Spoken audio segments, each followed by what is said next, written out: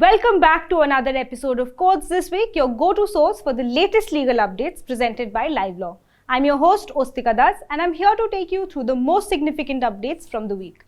From the corridors of the Supreme Court to local judicial proceedings, I'll be providing you with clear and concise summaries that keep you informed and ahead of the curve. But remember, for a more in-depth understanding, do visit our website at www.livelaw.in.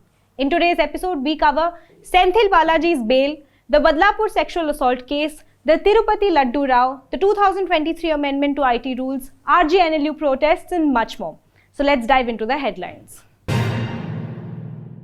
This week, the Supreme Court granted bail to former Tamil Nadu minister and DMK leader Senthil Balaji in connection with the money laundering case stemming from the infamous Cash for Jobs scam.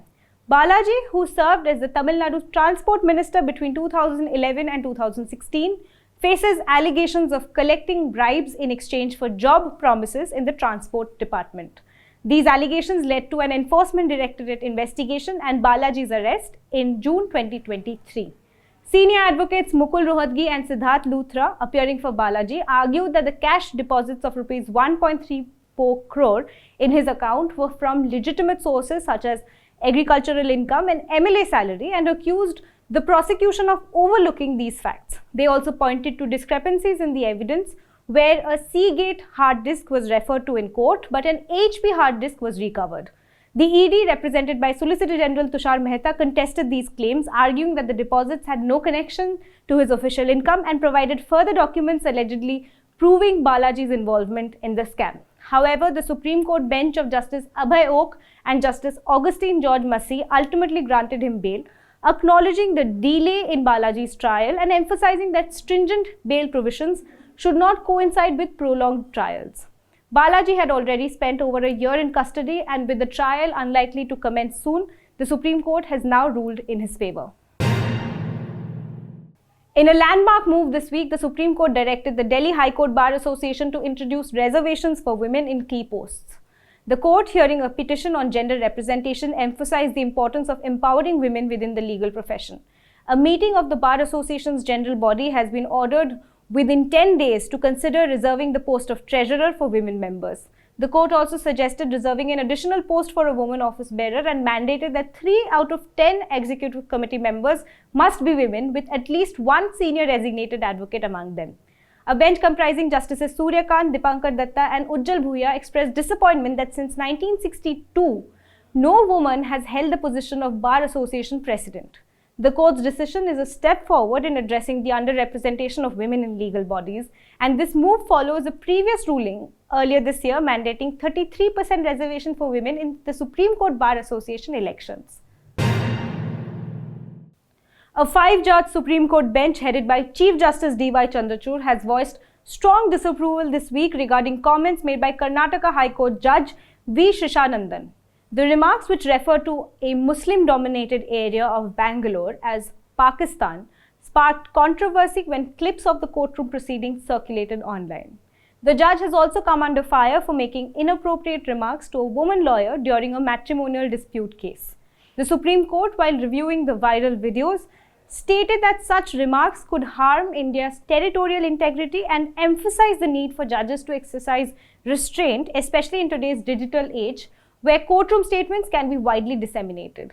Chief Justice Chandrachud remarked that no part of India could be equated with Pakistan and highlighted the importance of maintaining decorum, stating that casual comments by judges could perpetuate prejudice against particular communities or genders. Although the Supreme Court accepted the judge's apology, it used the occasion to underline the role of live streaming in ensuring transparency in judicial proceedings. The CJI emphasized that controversies arising from court comments should not be a reason to stop live streaming, asserting that openness and transparency are essential to public trust in the judiciary.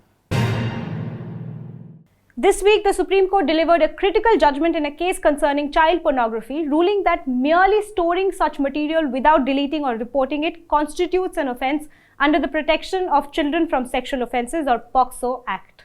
The court's 200-page judgment overturned a previous decision by the Madras High Court, which had held that downloading and viewing child pornography for private purposes was not an offence. The earlier ruling had suggested that because the accused did not transmit or publish the material, it could not be considered a criminal act under the POCSO Act or the Information Technology Act. However, a coalition of NGOs challenged this decision, citing the potential harm to child welfare.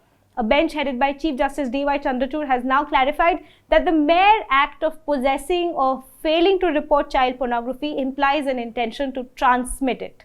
The court emphasized the need for stricter enforcement and suggested that Parliament amend the POCSO Act, replacing the term child pornography with child sexual exploitative and abuse material, as the current terminology undermines the gravity of the crime.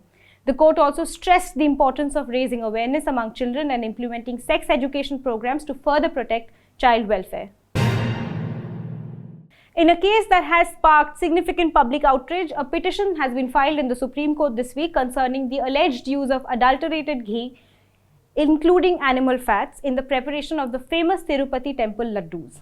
The controversy began after a lab report indicated that non-vegetarian ingredients, including beef, tallow and fish oil, were found in the prasadam offered to devotees. The petitioner Suresh Khanderao Chavanke, editor of Sudarshan News TV, argued that such adulteration violates the religious rights of millions of devotees.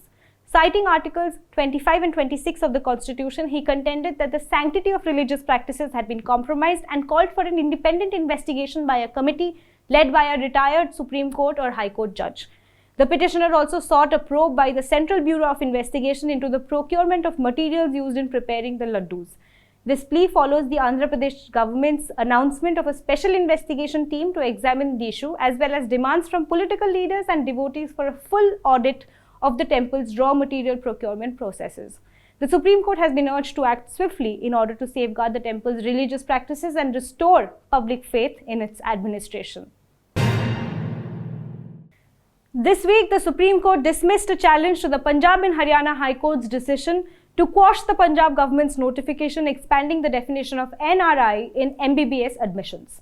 The notification had controversially included distant relatives such as uncles, aunts, grandparents and cousins of candidates under the NRI quota, which was originally intended to allow genuine NRIs to study in India. The High Court struck down the notification, labeling it unjustified, as it opened the door for ineligible candidates from India to benefit from this quota. Chief Justice of India D.Y. Chandrachud emphasized that the modification came after the medical admissions prospectus was issued and allowed what he described as backdoor entries, thereby disadvantaging meritorious candidates. The court referenced the P.A. Inamdar case, which clarified that NRI seats should be reserved for genuine NRIs and admissions under this quota must still account for merit.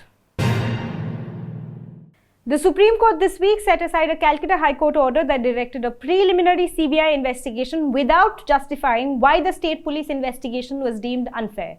The case arose from a petition challenging the recruitment and regularization of voluntary teachers in the Gorkha Territorial Administration. During the hearing, certain letters alleging illegal actions by the GTA and state authorities were presented, which led the High Court's single judge to order a CBI probe. The division bench also upheld this decision before it was challenged in the Apex Court.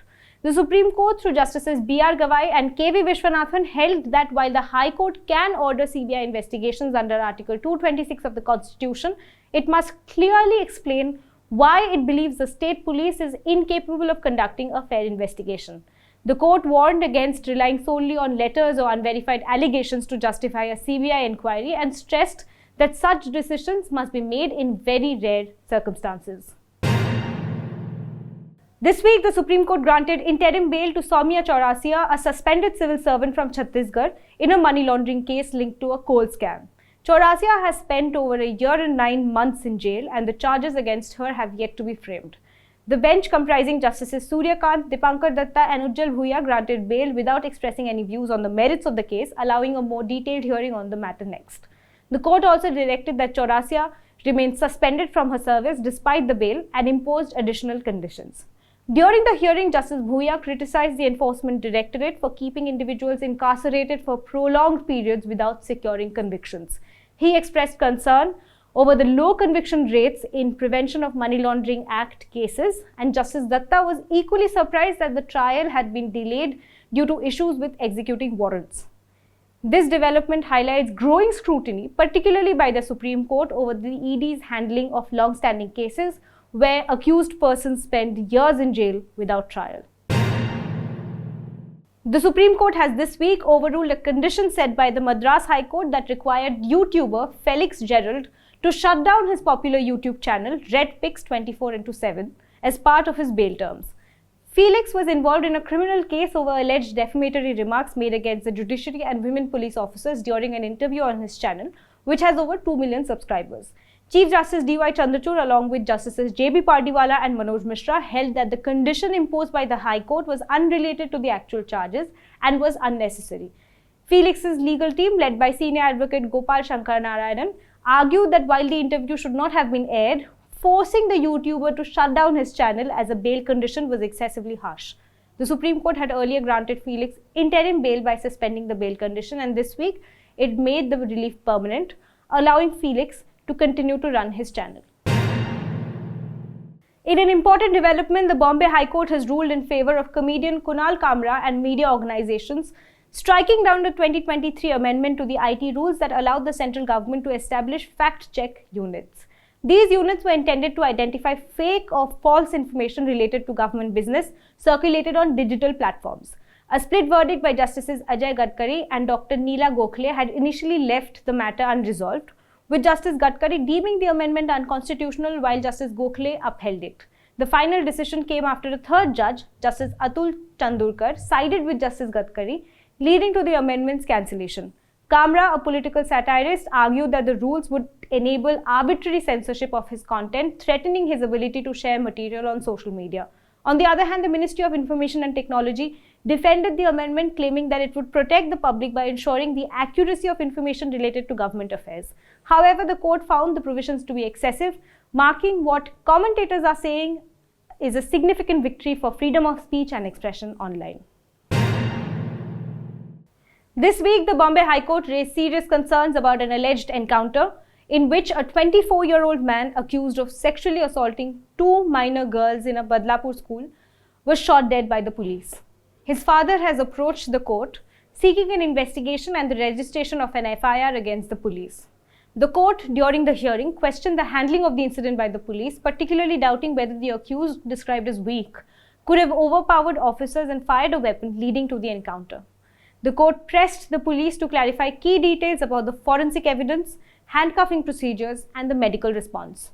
The bench, led by Justice Chavan, emphasized the need for an impartial investigation, while Chief Public Prosecutor Hiten Venagavkar defended the police's actions, stating that the incident took place in a remote area and that procedures were followed, including a video-recorded post-mortem. The court, however, insisted that the police should ensure transparency to avoid public mistrust. In other news from the Bombay High Court, Indrani Mukerjea, the prime accused in the high-profile Sheena Bora murder case, has been denied permission to travel abroad. Indrani sought to visit Spain and the UK to manage property tax issues, update bank accounts, and amend her will. The Central Bureau of Investigation, however, challenged this request, arguing that these tasks could be handled via a power of attorney or virtually. They also expressed concerns that Indrani, being involved in a serious criminal case, might flee. The court agreed with the CBI, noting that the tasks did not require her physical presence and that her reasons were insufficient to justify international travel. Although Indrani asserted that she wasn't a flight risk, citing her previous opportunities to flee after obtaining her passport, the court held that no reasonable grounds had been presented for granting her request. In a major development this week, the Karnataka High Court has dismissed a plea by Chief Minister Siddaramaiah challenging the governor's decision to allow an investigation and potential prosecution against him in the Mysore Urban Development Authority scam. The court ruled that the governor's sanction for the investigation under the Prevention of Corruption Act was lawful and did not suffer from non-application of mind. Siddaramaiah had argued that the governor's order was issued without proper consideration, contrary to constitutional principles and against the advice of the Council of Ministers. However, the court has observed that while the governor typically acts on ministerial advice, exceptional circumstances allowed independent action.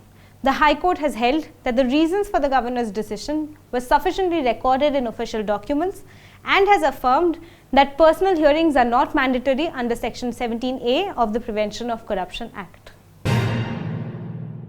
In a crucial ruling this week, the Jharkhand High Court has temporarily restrained the state government from imposing blanket internet shutdowns during examinations, calling such actions a violation of fundamental rights. The government had suspended internet services during the Jharkhand General Graduate Level Combined Competitive Examination to prevent cheating. However, after initially allowing a partial ban on mobile internet, the court convened a special hearing when all internet services, including broadband, were completely suspended. The court emphasized that vague terms like public interest or fair examination could not justify such an extensive infringement on citizens' rights under Article 19 of the Constitution. It criticized the government's approach, stating that a shutdown of that nature without clear evidence was unwarranted. Lastly, we turn to the Rajiv Gandhi National University of Law in Patiala, which was closed indefinitely following protests by students demanding the resignation of the Vice-Chancellor. The protest erupted after allegations that the VC entered the girls' hostel and individual rooms without prior notice to conduct a surprise check, despite objections from female students.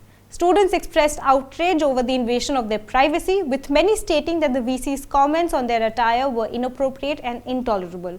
While the university's administration initially formed a committee to address student grievances, the situation escalated when no students participated in the discussions.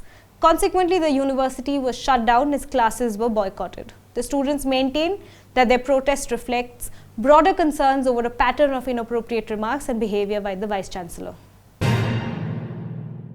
And that's a wrap for this week's Legal News Roundup. But before we bid adieu, the entire LiveLaw team has a small request for our dedicated viewers. As an independent and fact-driven media organization, we are deeply committed to fearless and ethical journalism. To continue bringing you the latest legal updates, especially in this dynamic audiovisual format, we rely on your support. So here's how you can help. Give our video a thumbs up if you found it informative. Share it with your family, friends, classmates and colleagues.